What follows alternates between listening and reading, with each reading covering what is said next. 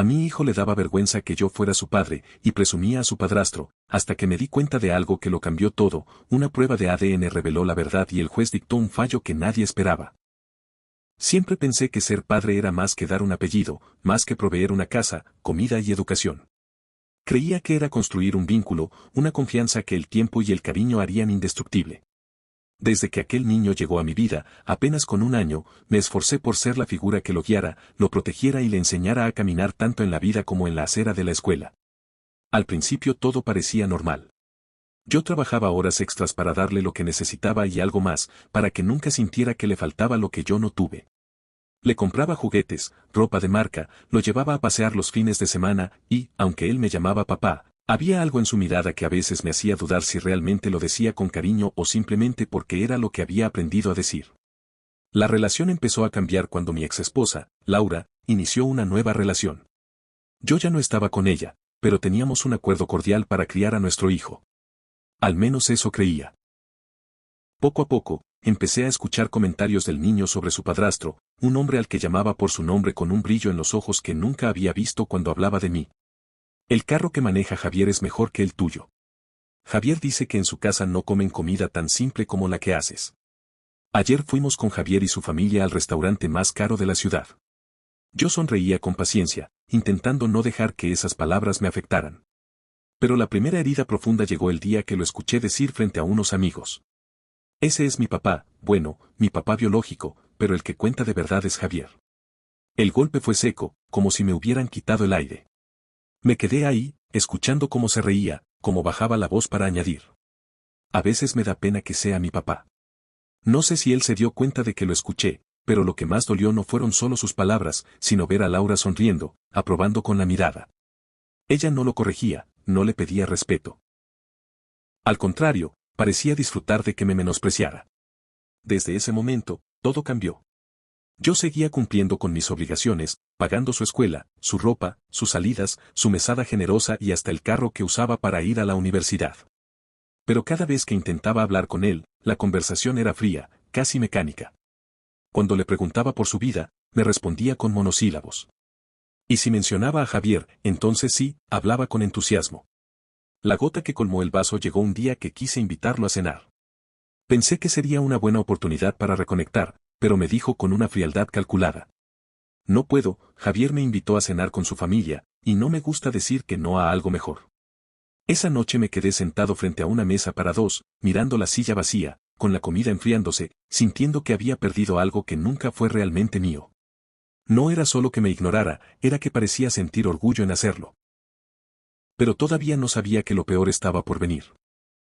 La paciencia tiene un límite, y yo había estado estirando la cuerda demasiado tiempo. Cada humillación, cada desplante, cada comentario comparándome con Javier era como un hilo que se rompía poco a poco. Yo intentaba convencerme de que ya cambiaría, que tal vez era una etapa de rebeldía o que en el fondo sí me valoraba. Pero había una verdad que me golpeaba cada vez más fuerte: no se puede obligar a nadie a querer a otra persona. El colmo llegó un domingo por la tarde. Había pasado la mañana cocinando su platillo favorito, pensando que compartiríamos un buen rato. Le escribí para avisarle que viniera, pero me respondió con un mensaje corto.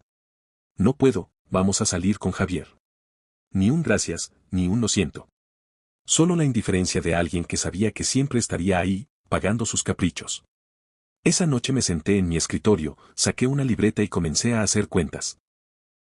La escuela, la mesada, el seguro, la gasolina, las reparaciones del carro que yo le había comprado, las tarjetas de crédito adicionales a su nombre. El total era una cifra tan absurda que me dio rabia conmigo mismo. ¿Por qué seguía sosteniendo a alguien que no solo me ignoraba, sino que parecía despreciarme? Al día siguiente, tomé una decisión. Cancelé las tarjetas. Llamé al banco para que retiraran cualquier acceso que tuviera a mi cuenta. Suspendí la mesada y le pedí que me devolviera el carro para hacerle mantenimiento. No le expliqué nada más. No pasaron ni 24 horas antes de que sonara mi teléfono. Era él. Papá, tenemos que hablar, me dijo, con una voz mucho más suave que de costumbre. Acepté verlo, aunque ya me imaginaba por dónde iba la conversación. Cuando llegó, traía una sonrisa nerviosa y un tono que no escuchaba desde hacía años. He estado pensando, creo que no he sido muy justo contigo. Perdóname, ¿sí? Me dijo, y me abrazó de forma repentina. Pero algo en sus palabras sonaba ensayado, falso, como si recitara un guión. Yo lo escuché en silencio, esperando la verdadera razón de su repentino arrepentimiento. Y, como lo sospechaba, no tardó en llegar. Por cierto, no sé si podrías regresarme el carro. Es que lo necesito para ir a la universidad, y las tarjetas, bueno, tú sabes que siempre las uso para cosas importantes. Ahí estaba la verdad, desnuda y sin adornos. No era amor, ni remordimiento. Era conveniencia. Lo peor fue que mi exesposa, Laura, apareció poco después en mi casa para interceder. Es solo un joven, a veces dice cosas sin pensar, argumentó. Pero necesita tu apoyo, y tú puedes dárselo. No seas rencoroso. Yo la miré fijamente y le respondí con la calma más fría que pude. No soy rencoroso, solo me cansé de que me tomen por tonto. Ellos creyeron que mi decisión era solo una rabieta, que tarde o temprano cedería. Pero lo que no sabían era que, en mi interior, algo se había roto para siempre. Y estaba a punto de empezar a buscar respuestas que ninguno de los dos esperaba. Durante semanas, intentaron jugar con mi paciencia. Mensajes cariñosos de repente, llamadas que antes no existían, invitaciones a salir juntos que en realidad siempre terminaban con alguna petición de dinero o favores. Y cuando yo me negaba, el tono cambiaba de inmediato, frialdad, reproches, silencio prolongado. No era difícil darse cuenta de que todo giraba en torno a lo que podía darles, no a lo que significaba para ellos. Y entonces, una noche, después de recibir otro mensaje de mi exesposa diciéndome que estaba fallando como padre, algo en mí hizo clic. Me senté en la mesa de la cocina, con todos los recibos, transferencias y facturas que había acumulado a lo largo de los años. Ahí estaba mi vida en números, escuelas privadas, viajes, ropa de diseñador, aparatos electrónicos, gasolina, reparaciones, seguros, todo pagado por mí. Sumando todo, fácilmente podría haber comprado una casa grande al contado. Y en ese momento, una pregunta que había evitado por años me golpeó con fuerza. ¿Y si ni siquiera es mi hijo? Nunca había querido pensar en eso. Cuando Laura quedó embarazada, yo asumí que era mío sin dudar. Jamás pedí pruebas, jamás cuestioné nada. Ella siempre había insistido en que no había razón para desconfiar. Pero ahora, después de todo lo que había pasado, esa duda crecía como un eco que no podía ignorar. Al día siguiente pedí cita con mi abogado. Le expliqué la situación, con cada detalle, y él me miró con seriedad. Si quieres salir de esto de una vez, tenemos que ir con un juez, me dijo. Podemos solicitar una prueba de ADN. Si resulta que no es tu hijo, legalmente podrás exigir la devolución de cada peso que has gastado. No lo dudé. Me dolía solo pensar en la posibilidad de que me hubieran mentido durante tantos años, pero prefería una verdad dolorosa a seguir viviendo en una mentira cómoda. El día de la audiencia, Laura llegó con su actitud habitual, confiada, incluso burlona. ¿De verdad vas a hacerme pasar por esto? Me susurró antes de entrar a la sala. No puede ser tan ridículo. Yo no respondí. Solo la miré a los ojos y luego al juez, que escuchó mi solicitud. El magistrado fue claro, era un derecho legítimo pedir la prueba, y se ordenó de inmediato. El hijo, o al menos el que yo creía que lo era, reaccionó con indignación. ¿Estás dudando de mamá? ¿Dudando de mí? Eres patético. Me gritó antes de salir dando un portazo. Yo no respondí. No había nada más que decir. El proceso estaba en marcha, y la verdad, para bien o para mal, estaba a punto de salir a la luz. Los días de espera fueron eternos. Cada vez que sonaba el teléfono, mi estómago se encogía. En mi mente se repetían 1000 escenarios, uno en el que todo había sido una gran confusión y él sí era mi hijo, otro en el que la traición era tan grande que no sabía si podría soportarlo. Intentaba distraerme con el trabajo, pero cada noche, al cerrar los ojos, veía las escenas que había intentado olvidar, los desplantes, las risas compartidas con su padrastro, las miradas de desprecio, y sobre todo, la sonrisa cómplice de Laura mientras él me ignoraba. Finalmente, el día llegó. Me citaron en el juzgado para recibir el resultado. La sala era fría, con ese silencio incómodo que hace que hasta los relojes parezcan sonar más fuerte. El juez entró con un sobre cerrado, y lo colocó sobre la mesa sin decir nada al principio. Yo podía escuchar mi propio corazón latiendo. Aquí está el resultado de la prueba de ADN, dijo al fin. Y debo advertirle que lo que está a punto de leer puede cambiar su vida. Mis manos temblaban mientras rompía el sello. Leí las primeras líneas y sentí como si el piso se abriera bajo mis pies. No existe vínculo biológico entre el solicitante y el menor en cuestión. Me quedé en silencio. Ni siquiera tuve una reacción inmediata. Era como si mi cerebro necesitara tiempo para procesarlo. Laura, en cambio, perdió el color en el rostro. Eso no puede ser, balbuceó, pero su voz carecía de fuerza. El juez fue contundente. Los resultados son concluyentes. Y de acuerdo con la ley, usted, señor, podrá iniciar un proceso para reclamar la devolución de los gastos realizados bajo la presunción de paternidad. El que hasta ese momento había llamado mi hijo se levantó indignado. Tú solo quieres deshacerte de mí. Me gritó. Yo lo miré, y aunque sus palabras eran hirientes, en mi interior algo se había apagado para siempre. No era rencor, era la certeza de que toda mi vida había sido utilizada para un engaño. Laura intentó cambiar de estrategia en cuestión de segundos. Podemos hablarlo, no hace falta que lleguemos a esos extremos, me dijo, con una sonrisa nerviosa. Pero yo ya no estaba dispuesto a negociar nada. En ese instante, sentí una mezcla extraña de dolor y liberación. Dolor, porque todo lo que creí durante años se había derrumbado. Liberación, porque ahora tenía en mis manos la prueba que cerraba la puerta a cualquier manipulación futura. Lo que ellos no imaginaban era que no solo iba a reclamar mi dinero, también iba a exponer la verdad para que nunca más pudieran usarme ni a mí ni a nadie más. Antes de continuar, si esta historia te está atrapando, ayúdame a llegar a los 100 suscriptores. Dale me gusta, suscríbete y activa la campanita para que no te pierdas cómo termina esta historia. Tu apoyo hace toda la diferencia. Continuamos. Una semana después de recibir los resultados, regresamos al juzgado para la audiencia final. El juez había revisado toda la documentación que mi abogado presentó, transferencias bancarias, facturas, contratos, recibos, todo lo que demostraba que durante años yo había cubierto los gastos de educación, vivienda, transporte, viajes y caprichos del hijo que nunca fue mío. Cuando el magistrado comenzó a leer su resolución, el silencio en la sala era absoluto. Con base en la prueba genética y la evidencia presentada, dijo con voz firme, se determina que el señor no tiene obligación alguna de continuar brindando apoyo económico. Además, se ordena que la señora Laura y el joven involucrado devuelvan la cantidad equivalente a todos los gastos realizados durante estos años. El número que pronunció después hizo que Laura abriera los ojos como platos, era una suma millonaria, el reflejo de toda una vida de esfuerzo que me habían arrebatado sin derecho. Esto es un abuso. Gritó ella, poniéndose de pie. No tenemos ese dinero. ¿Cómo espera que lo paguemos? El juez no se inmutó. Eso ya no es problema del tribunal. Deberán vender bienes, embargar cuentas o trabajar para cumplir la sentencia. La ley es clara. El joven, que había permanecido callado, se volvió hacia mí con una mezcla de rabia y desesperación. ¿Y así puedes dormir tranquilo? Me soltó. Todo lo que me diste, lo diste porque quisiste. No, respondí, mirándolo a los ojos. Lo di porque creí que eras mi hijo. Y eso cambia todo. Laura intentó acercarse al juez para seguir discutiendo, pero fue inútil. La resolución estaba firmada y no había vuelta atrás. Yo me levanté, recogí mis papeles y me dirigí a la salida sin mirar atrás. En el pasillo, ella me alcanzó. Podemos llegar a un acuerdo, no tienes que hacer esto.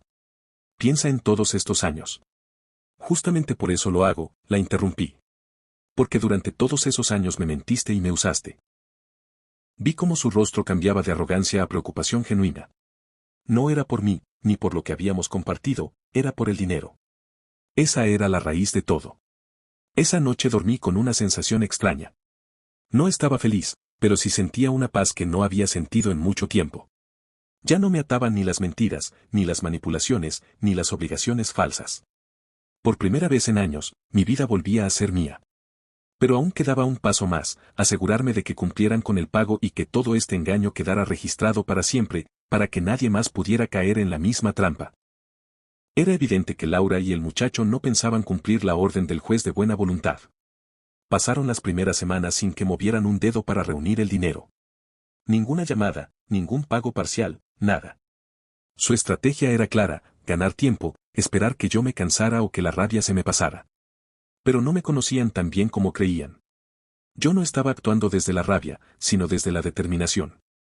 Así que hablé con mi abogado y pedimos la ejecución de la sentencia. El juez no tardó en autorizar medidas más severas. El primer golpe fue el embargo de la cuenta conjunta que Laura tenía con su actual pareja, Javier. El segundo, la incautación del carro de lujo que el muchacho presumía tanto en redes sociales. Ese mismo vehículo que yo había pagado y que ellos habían usado como símbolo de estatus. Recuerdo perfectamente la llamada que recibí ese día. Esto es una humillación, gritó Laura. Llegaron a mi casa con una grúa y se llevaron el carro. ¿Qué vas a ganar con esto? Justicia, respondí con calma. Ni más, ni menos.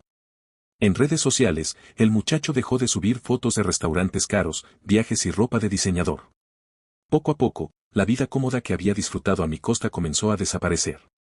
No tardaron en intentar una nueva estrategia. Un día, Laura apareció en mi oficina, con un tono mucho más suave. Podemos hacer un plan de pagos, me dijo. Tú sabes que siempre hemos tenido nuestras diferencias, pero no necesitamos arruinarnos mutuamente. Yo no te arruiné, le recordé. Solo te pedí lo que era mío. Cuando vio que no iba a ceder, cambió de cara y me lanzó una amenaza velada. Ten cuidado, la gente puede pensar que eres un hombre sin corazón, que dejaste a un muchacho sin nada. La gente también puede saber que me engañaste durante años, haciéndome creer que era mi hijo, le contesté. Si quieres que hablemos de reputación, podemos hacerlo en público. Ella no dijo más. Salió de la oficina sin despedirse. Para entonces, yo ya había comprendido algo: cuando quitas los beneficios a quienes solo están contigo por interés, desaparece cualquier rastro de cariño. Lo que queda es la verdad desnuda, y la mía estaba respaldada por la ley. Y aunque faltaba camino para recuperar todo lo que me debían, cada paso que daba era una victoria silenciosa. La presión legal comenzó a hacer efecto más rápido de lo que imaginaba. Las notificaciones del juzgado les llegaban una tras otra, cada vez más firmes, cada vez con menos margen para excusas. Me enteré, por conocidos en común, que Laura había comenzado a vender varias de sus pertenencias, joyas, electrodomésticos caros, incluso algunos muebles nuevos que habían comprado para presumir su vida perfecta en redes. Lo más irónico era que muchas de esas cosas, en su momento, también las había pagado yo. El golpe más fuerte fue cuando tuvieron que poner en venta la camioneta de Javier. No era un vehículo cualquiera, era su símbolo de estatus, su carta de presentación en cualquier lugar. Según me contaron, Javier estaba furioso por tener que pagar por errores del pasado de Laura, pero la realidad es que la orden del juez era clara: responder con bienes y cuentas hasta cubrir la deuda. Mientras tanto, el muchacho que durante años me había menospreciado había tenido que buscar un trabajo a medio tiempo. Pasó de presumir fotos en restaurantes caros a subir historias en las que se quejaba de tener que madrugar. Irónicamente, descubrí que usaba esas mismas redes para culparme de arruinarle la vida. Yo, en cambio, me sentía cada vez más ligero. No era solo el dinero, era la sensación de no estar atado a una mentira. La libertad de saber que ya no podían manipularme con chantajes emocionales ni obligaciones falsas. Con el primer pago que recibí, decidí darme un pequeño gusto, un viaje corto para mí solo. No para presumirlo, no para que nadie lo viera, solo para recordar lo que se siente vivir sin tener que cargar con la responsabilidad inventada de complacer a quienes nunca me valoraron. En ese viaje, sentado frente al mar, comprendí que no solo estaba recuperando mi dinero, sino también mi dignidad. Durante años me habían hecho sentir que no era suficiente como padre, que debía esforzarme más para ganar su aprecio. Ahora entendía que el amor verdadero no se compra, y que el respeto no se mendiga. Pero el capítulo final aún no estaba escrito. Todavía quedaba una última audiencia, en la que el juez confirmaría que la deuda estaba pagada y el caso cerrado para siempre. Y yo pensaba asistir con la frente en alto, no para celebrar su derrota, sino para cerrar mi propio ciclo. La última audiencia llegó más rápido de lo que imaginaba. Era un día soleado, pero el ambiente en el juzgado estaba cargado de tensión. En la sala estábamos los tres: Laura, el muchacho y yo. Javier no apareció, quizá para evitar la vergüenza de presenciar el final de todo esto. El juez revisó los documentos y confirmó que la deuda estaba cubierta. La suma, aunque grande, había sido pagada en su totalidad gracias a la venta de bienes y el embargo de cuentas. Con su voz firme, pronunció las palabras que yo había esperado escuchar durante meses. Con esta resolución, el caso queda cerrado y las partes quedan liberadas de cualquier obligación futura. Laura mantuvo la mirada baja, con un gesto que oscilaba entre enojo y humillación. El muchacho, en cambio, me miró con resentimiento puro. Algún día te vas a arrepentir, me dijo al salir, como si fuera una maldición. Yo no respondí. No había nada que decirle a alguien que jamás quiso escuchar. Caminé fuera del juzgado con una sensación difícil de describir. No era alegría desbordante, tampoco venganza cumplida, era más bien una paz silenciosa, Esa que llega cuando cierras un capítulo doloroso sabiendo que diste cada paso con la verdad de tu lado. En el estacionamiento, Laura se me acercó por última vez. ¿Todo esto, valió la pena? Me preguntó, con una mezcla de rabia y cansancio. Más de lo que imaginas, le respondí. Porque ahora sé que mi vida no depende de tus mentiras ni de la gratitud falsa de nadie. Me subí a mi coche y arranqué, dejando atrás no solo el edificio del juzgado, sino también los años de manipulación, las humillaciones y las dudas. Esa noche, sentado en la sala de mi casa, miré el silencio que antes me pesaba y que ahora se sentía ligero. No tenía que dar explicaciones, no tenía que mantener apariencias, no tenía que sostener a quienes nunca estuvieron realmente conmigo. Comprendí que ser padre no es un título automático ni una obligación eterna, sino un vínculo que se construye con amor y respeto mutuo.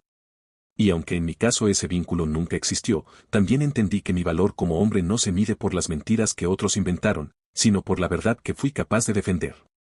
Respiré hondo, y por primera vez en muchos años, sentí que mi vida volvía a ser mía. Gracias por llegar hasta el final de esta historia. Si te gustó, te atrapó o te hizo reflexionar, suscríbete al canal, dale like al video y compártelo con alguien que necesite escuchar esto. Tu apoyo es muy importante para seguir creciendo. Con tu ayuda, podemos alcanzar la meta de los primeros 100 suscriptores. Cada clic cuenta, y tú puedes ser parte de este comienzo épico. Activa la campanita para no perderte ninguna de las próximas historias. Nos vemos en el siguiente video.